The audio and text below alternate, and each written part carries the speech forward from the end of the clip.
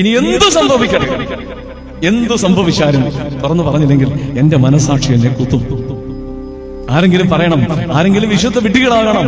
1 അല്ല 7 അല്ല 70 വട്ടം ക്ഷമിക്കണമെന്ന് പറഞ്ഞ കർത്താവ് അത്രയൊന്നും സാധിച്ചില്ലെങ്കിലും, ഒരു തവണ ക്ഷമിക്കുവാൻ സാധിച്ചില്ലെങ്കിൽ എന്തിനാണ് നമ്മൾ ക്രിസ്ത്യാനികൾ എന്ന് പറയുന്നത്? ഞങ്ങളോട് തിരുമേനി ഇത്ര ഘോരഘോരം പറയുന്നതൊക്കെ നല്ലത് സുന്നതോസിൽ പറയുന്നതല്ലേ എന്ന് പറഞ്ഞിട്ടുണ്ടോ? അതുകൊണ്ട് തന്നെയാണ് ഇനിയും സാധാരണക്കാരോടൊന്ന് പറഞ്ഞു നോക്കാം. 6 ദേവാലയങ്ങൾ പള്ളി ടൗണിലുണ്ട്. ഈ 6 ദേവാലയങ്ങളിലും വിശ്വാസികൾ നിറഞ്ഞു കഴിഞ്ഞിട്ട് നിൽക്കാൻ സ്ഥലമില്ലെങ്കിൽ പള്ളി ഞാൻ പിടിച്ചു തരാം. പുണ്യവാനാകാനായിട്ട് ഇതുവരെ മിണ്ടാതെ എന്ന കുറെ രഹസ്യങ്ങൾ.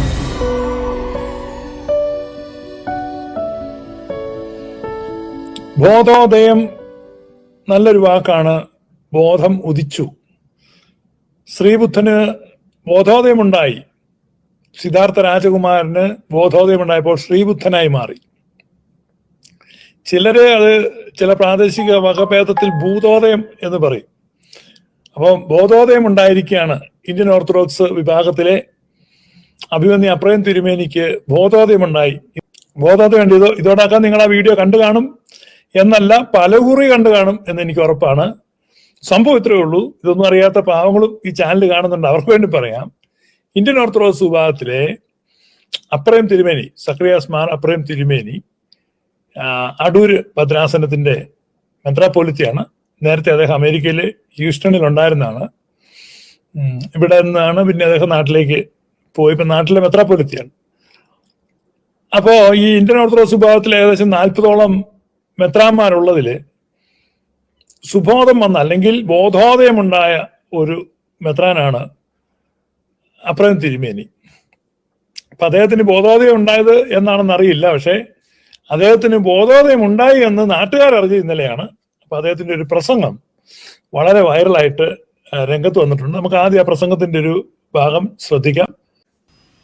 കേരളത്തിലെ എല്ലാ ഭദ്രാസനങ്ങളിലും പള്ളികളിൽ വിധികൾ എക്സിക്യൂട്ട് ചെയ്യാനായിട്ട് ചില നിർദ്ദേശങ്ങളൊക്കെ ഉണ്ടായി. അടൂർ കടമനാടും ഉണ്ട് 3 പള്ളികൾ യാക്കോബായക്കാരുടെ കയ്യിലിരിക്കുന്നത്. അവിടെ എക്സിക്യൂഷൻ പെറ്റീഷൻ കൊടുക്കണമെന്ന് എന്റെ ആളുകൾ എന്നോട് പറഞ്ഞു. എന്റെ അടുത്ത് വന്നവിടെ ഞാൻ പറഞ്ഞു, 6 ദേവാലയങ്ങൾ അടൂർ പള്ളി ടൗണിലുണ്ട്. ഈ 6 ദേവാലയങ്ങളിലും വിശ്വാസികൾ നിറഞ്ഞു നിന്ന് കഴിഞ്ഞിട്ട് നിൽക്കാൻ സ്ഥലമില്ലെങ്കിൽ പള്ളി ഞാൻ പിടിച്ചു തരാം. പുണ്യവാനാകാനായിട്ടല്ല, ഇതുവരെ മിണ്ടാതെ എന്ന കുറെ രഹസ്യങ്ങളാണ്.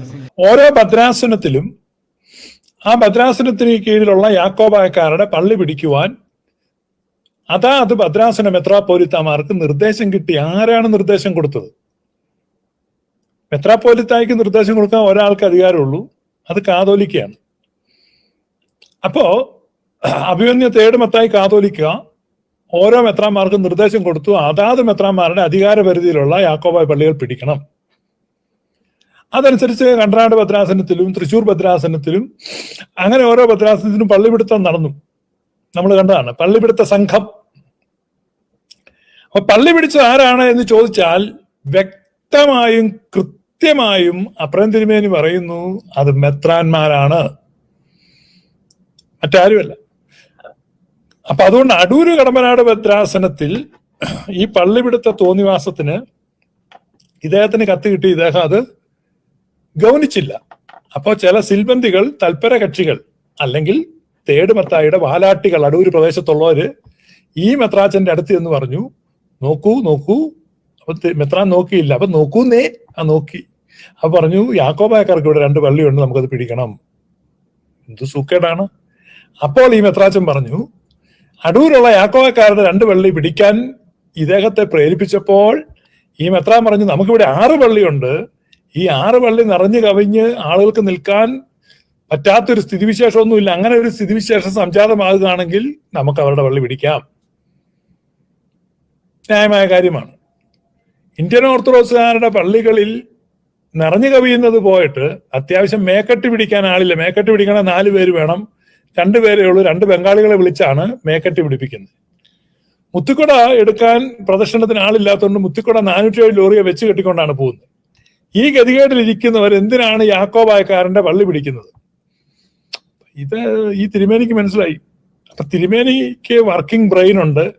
അല്ലെങ്കിൽ പറഞ്ഞാൽ ഈ തിരുമേനിയുടെ തലയിൽ ഒരു ആപ്പിൾ വീണു. ആപ്പിൾ വീഴുക എന്ന് പറഞ്ഞ ഒരു പ്രയോഗമാണ്. നിങ്ങൾക്കറിയാം, പണ്ട് ഐസക് ന്യൂട്ടൺ ആപ്പിൾ മരത്തിന്റെ വിട്ട്, ഇപ്പൊ ഇംഗ്ലണ്ടിൽ ഇപ്പോഴും ആപ്പിൾ മരം ഇങ്ങനെ സംരക്ഷിച്ചിട്ടുണ്ട്.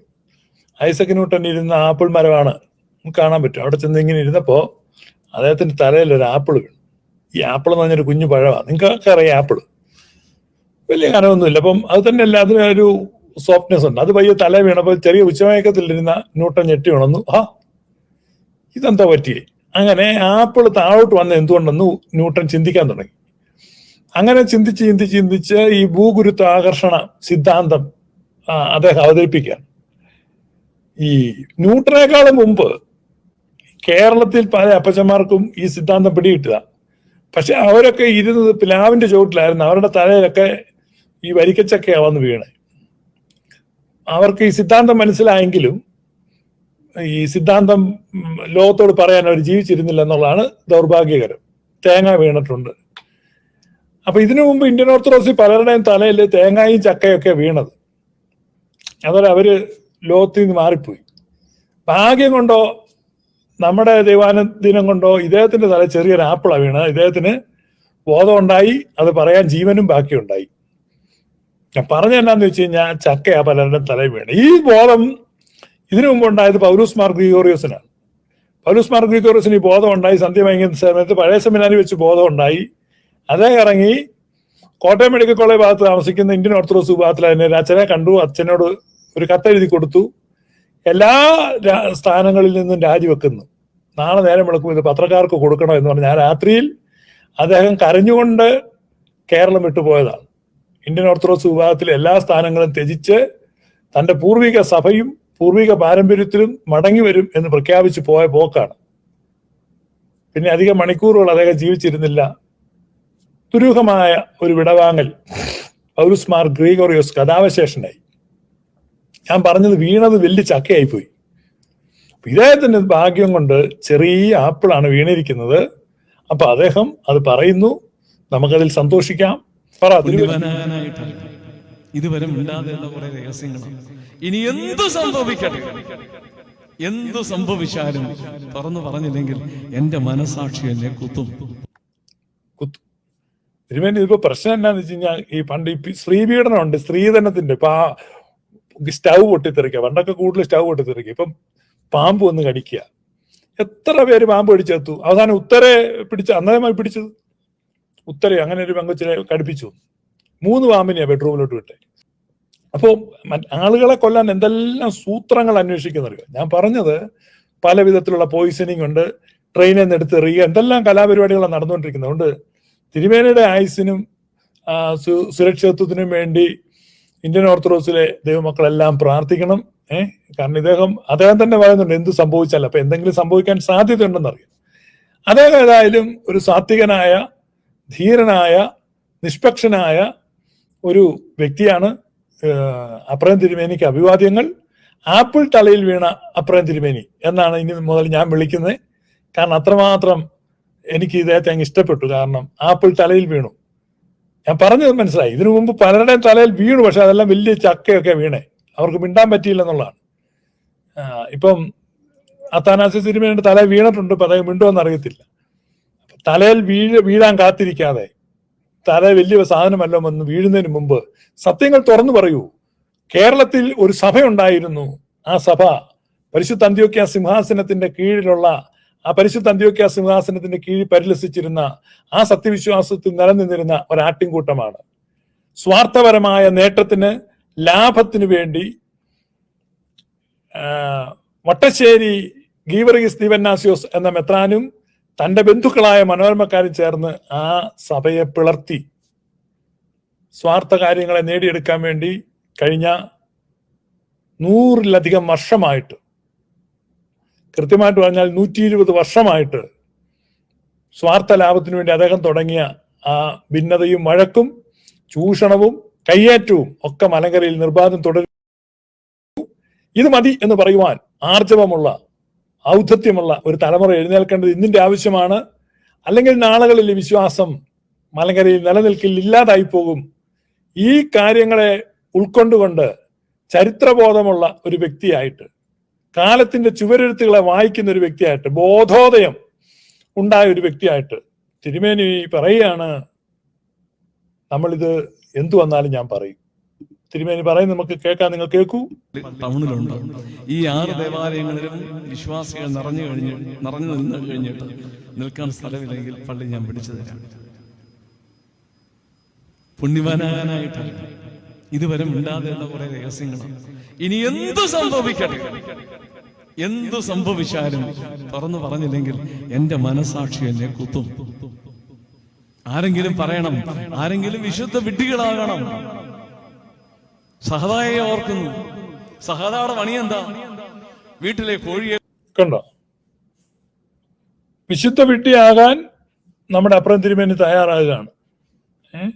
Now he is ready to be a holy fool. കാരണം സുന്നോദോസിൽ ചെല്ലുമ്പോൾ ഇദ്ദേഹം വിഡ്ഢിയാവും, ഇദ്ദേഹത്തെ പരിഹസിക്കും. മറ്റു പല ആളുകളും ഇങ്ങനെയുള്ള ഹീനന്മാരും അധമന്മാരും കിരാതന്മാരുമായ ഓർത്തഡോക്സ് പക്ഷത്തുള്ളവരത് പറയും. അതാണ് സംഭവിക്കുന്നത്. പാമ്പനെ ഓടിച്ചു കളയുക, ഇങ്ങനെയുള്ള ചുരുക്കം കാര്യങ്ങളിൽ സഹതാമാരെ നിർത്തിയിരിക്കുകയാണ്. സഹതന്മാരാരാണ്? ക്രിസ്തുവിന് വേണ്ടി സാക്ഷ്യം നിന്നവരാണ്. ക്രിസ്തുവിന് വേണ്ടി സാക്ഷ്യം നിൽക്കാനാണ് എന്റെ നിങ്ങളുടെയും വിളി.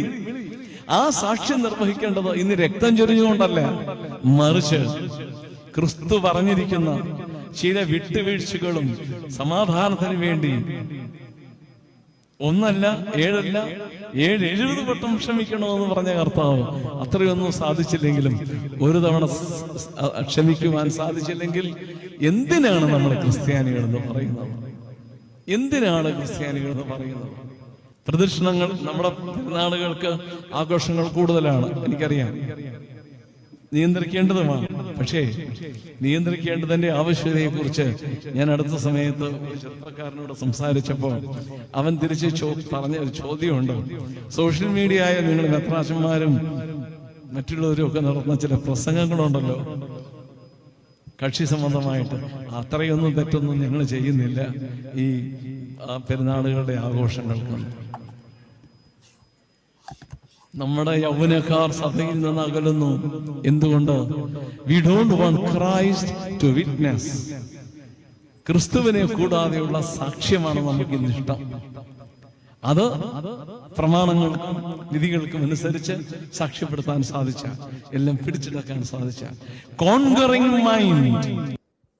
കാട്ടിലെ നീതിയാണ്, വെറും കാട്ടാളന്മാരാണ് ഇന്ത്യൻ ഓർത്തഡോക്സ് വിഭാഗത്തിലുള്ളതെന്നാണ് ഈ തിരുമേനി നല്ല ഭാഷയിൽ പറഞ്ഞ്. ഇപ്പം ഈ ഞാനൊന്നും പറയുന്ന പോലെ നാടൻ ഭാഷയിലല്ല അദ്ദേഹം സംസാരിക്കുന്നത്, വളരെ ഈ പോളിഷ്ഡ് ആയിട്ടുള്ള ഒരു ലാംഗ്വേജിലാണ്. അപ്പൊ അതുകൊണ്ടാണ് പെട്ടെന്ന് ഞാനത് ഒരു പാരാഫ്രൈസ് ചെയ്ത് ഒരു ഡൗൺ സൈസ് ചെയ്ത് നാടൻ ഭാഷയിലോട്ട് പറയാം. നാടൻ ഭാഷ പറഞ്ഞു കഴിഞ്ഞാൽ വെറും തെമ്മാടികളുടെ കൂട്ടമാണ്.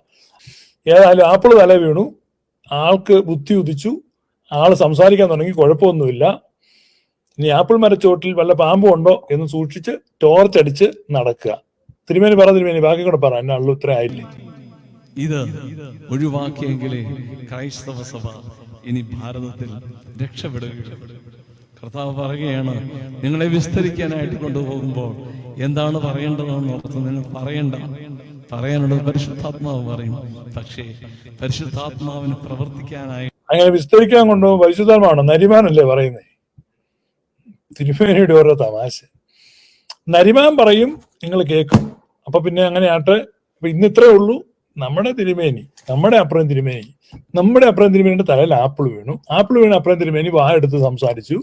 അപ്പോ എന്ത് ചെയ്തു? ഇന്ത്യൻ ഓർത്തഡോക്സിലെ മാളത്തിലിരുന്ന മാക്രിക്കെല്ലാം അസുഖമായി. അവരെല്ലാം പുറത്തിറങ്ങി ക്രീ എന്നൊക്കെ വെക്കുന്നുണ്ട്. ഇത്രേ ഉള്ളൂ.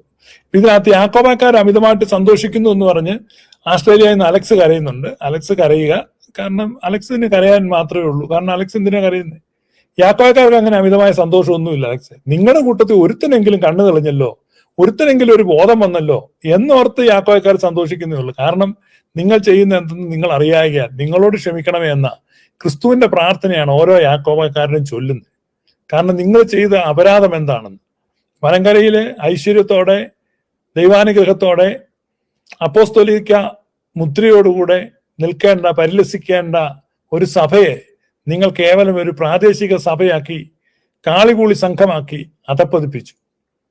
നിങ്ങൾക്കറിയാം, കഴിഞ്ഞ കാതോലിക്ക വാഴ്ച നടന്ന സമയത്ത് അന്ന് മുതൽ ഇന്നോളം ഇപ്പോഴും കാതോലിക്ക ബാവയുടെ റെസിഡൻസിൽ ആളുകൾ ചെന്ന് ആശംസകൾ അറിയിക്കുകയും ഒക്കെയാണ് ഇപ്പോഴും നടന്നുകൊണ്ടിരിക്കുന്നത്. കാരണം അത് ഈ പൊതുസമൂഹം അതുപോലെ നെഞ്ചേറ്റി അംഗീകരിച്ചു. പൗരാണിക സഭയ്ക്ക് അനുയോജ്യനായ ഒരു പിൻഗാമി, ഒരു തലവൻ വന്നിരിക്കുന്നുവെന്ന് ഇതര സഭകളും പൊതുസമൂഹവും അംഗീകരിച്ചു. നിങ്ങൾ ആ വാഴ്ച കണ്ടതാണ്. ഗസറ്റിൽ വരെ കൊടുത്ത് വളരെ സുതാര്യമായി. പക്ഷെ നിങ്ങൾ എന്താ ചെയ്തത്? നിങ്ങൾ ആ കൊച്ചുവെളുപ്പാങ്കാലത്ത് 5 മണിക്ക് ആരും കാണാതെയൊക്കെ നടത്തിയ വാഴ്ച, അത് 912 ഈ അടുത്ത ഇടയ്ക്ക് ഇപ്പോഴത്തെ ഈ തേടുമത്തായി കാതോലിക്കായി വാഴിച്ചതും അങ്ങനെയാണ്. അത്ര പരിഹാസ്യരായി നിങ്ങൾ നിൽക്കുമ്പോൾ നിങ്ങൾ മനസ്സിലാക്കുക നിങ്ങൾ ചെയ്ത എത്ര വലിയ ദ്രോഹമാണ്. അതുകൊണ്ട് ഈ സഭയോട് ചെയ്ത ദ്രോഹത്തിനും ഈ പാതകങ്ങൾക്കും കാരണം അദ്ദേഹം തന്നെ പറയണം, നമ്മൾ we are quite unbecoming Christians എന്നാണ് അപ്രയം തിരുമേനി പറഞ്ഞത്. അപ്പം ക്രിസ്ത്യൻസ് പോലും അല്ല എന്നുള്ള വിധത്തിൽ, കിരാതന്മാരുടെ പട്ടികയിൽ പോലും പെടുത്താൻ കഴിയാത്ത വിധത്തിൽ അധാർമികവും അനാശാസ്യവുമായ പ്രവൃത്തികളിൽ ഏർപ്പെട്ടിരിക്കുന്ന, അങ്ങേയറ്റം മനസാക്ഷിരഹിതമായ മനോഭാവത്തോടെ വർത്തിക്കുന്ന ഇന്ത്യൻ ഓർത്തഡോക്സ് ജനങ്ങൾക്ക് ബോധമുണ്ടാകുവാൻ അവരുടെ ഇടയിൽ നിന്ന് ഒരുത്തന്റെ കണ്ണിലെങ്കിലും ഇലാമ പഴത്തിന്റെ നീര് വീണ് കണ്ണു തുറന്നു. അപ്പൊ ഏതായാലും കണ്ണു തുറന്ന അപ്രയം തിരുമേനിക്ക്, തലയിൽ ആപ്പിൾ വീണ അപ്രയം തിരുമേനിക്ക് 1000 അഭിവാദ്യങ്ങൾ. ദൈവം എല്ലാവരും അനുഗ്രഹിക്കട്ടെ.